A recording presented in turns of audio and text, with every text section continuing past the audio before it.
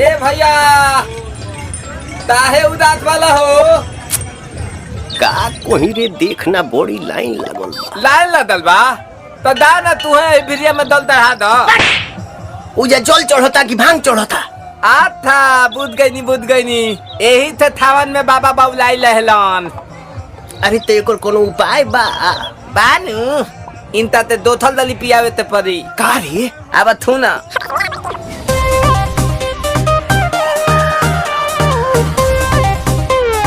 हर हर बम बम।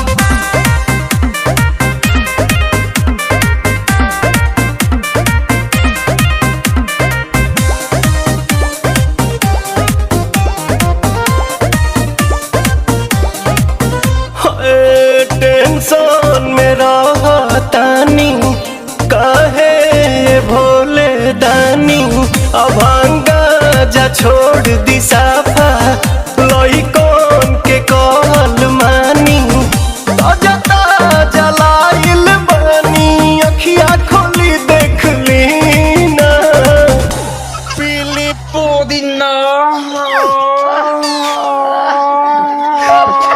पुदीना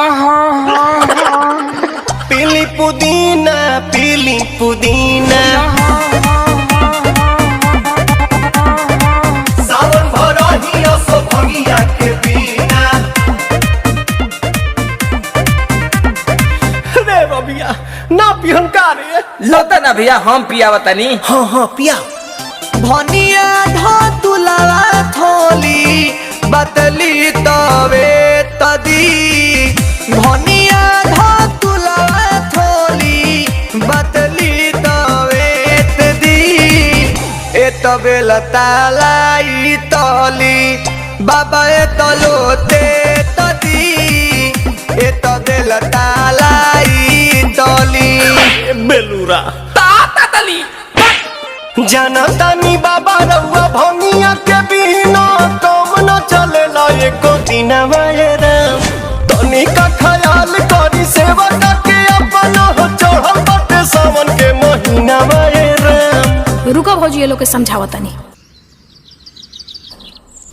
ले दादा अरे झूठो के भीड़ बाड़ा कइले हो सभे के बाड़ा झुरइले हो। झूठो के भीड़ बाड़ा कइले हो सभे के बाड़ा झुरइले हो। तोहर बिगड़ल काम बन जाई छन भर में बाबा के शहर में जादेव घर में बाबा के शहर में जादेव घर में बाबा के शहर में। ये बतिया ढंग से ना बोल तू। पीली पुदीना पीली पुदीना